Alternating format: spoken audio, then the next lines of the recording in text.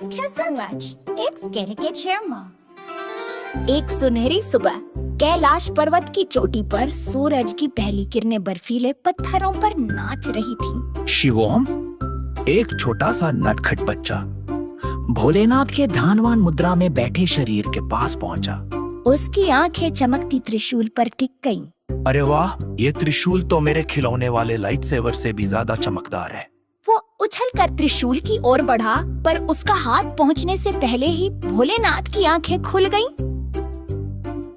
संभलकर शिवोहम, ये त्रिशूल खिलौना नहीं, समुद्र मंथन का साक्षी है। उन्होंने मुस्कुराते हुए कहा, पर शिवोहम ने जिद पकड़ ली। भोलेनाथ ने त्रिशूल को हल्का कर दिया। शिवोहम ने उसे घुमाया और जैसे ही त्रिशूल ने हवा को छुआ, जमीन पर सुनहरी रेखाएं बन गई। एक चमकता हुआ इंद्रधनुष। देखो भोलेनाथ, मैंने आकाश को जमीन पर उतार दिया। शिवोहम ने गर्व से कहा। भोलेनाथ ने उसके सिर पर हाथ फेरा।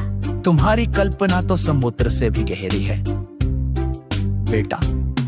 तभी शिवोहम की नजर भोलेनाथ की जटाओं पर पड़ी, जो हवा में लहरा रही थी। ये तो असली जंगल की लताएं हैं। चलो इन पर चढ़कर बादलों को छूने का मजा ले। वो जटाओं से लिपट गया और झूलने लगा। भोलेनाथ ने अपनी जटाओं को हिलाया तो शिवोहम हवा में उछलता हुआ यसने लगा। लगता है मैं पक्षी बन गया हूँ, उसने चिल्लाते हुए कहा। तभी शिवोहम की नजर शिव के माथे पर सजे चांद पर टिकी। ये गोल गोल चीज क्या है? लगता है कोई जादुई फुटबॉल। उसने चांद को छूने की कोशिश की।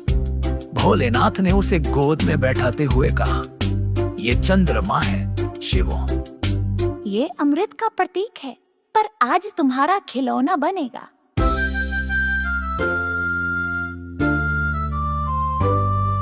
शिवोहम ने चांद को जमीन पर रखा और जोर से लात मारी। चांद हवा में उछला और बादलों के बीच से गुजरता हुआ आकाश के पार चला गया। गोल, मैंने तो शनि ग्रह तक मार दिया। शिवोहम ने खुशी से उछलते हुए कहा, पर चांद वापस नहीं आया। भोलेनाथ ने गंभीर होते हुए कहा, चांद बिना आकाश अधूरा है। चलो उसे ढूंढने चलते हैं।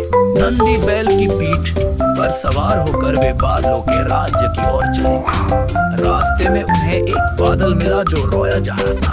मेरा रंग गायब हो गया है, बादल ने सिसकते हुए कहा। शिवोहम ने त्रिशूल से बादल को छुआ और वो फिर से सफेद हो गया। धन्यवाद छोटे जादूगर।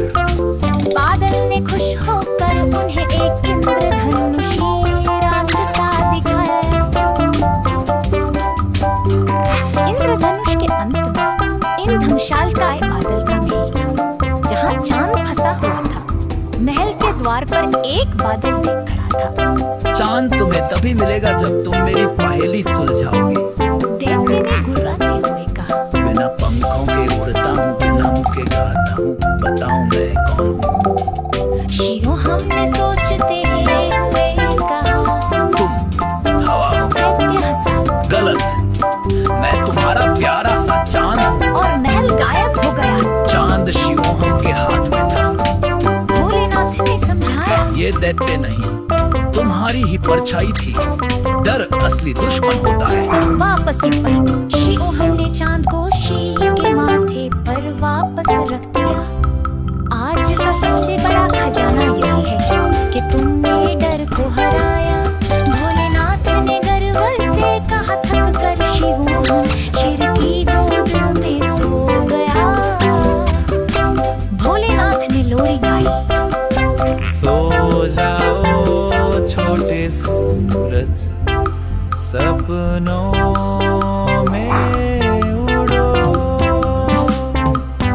कल फिर खेलेंगे नया याद ढूंढो।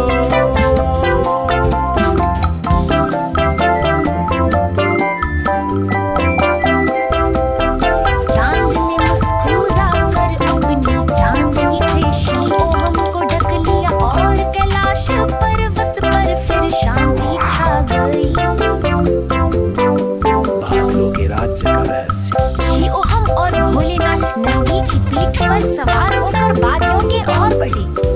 रास्ते में उन्हें एक विशालकाय इंद्रधनुषी झरना दिखाई दिया, जिससे नीले हरे और सुनहरे पानी की धाराएं बह रही थी। शिवो हमने उठूकर पूछा, ए झरना में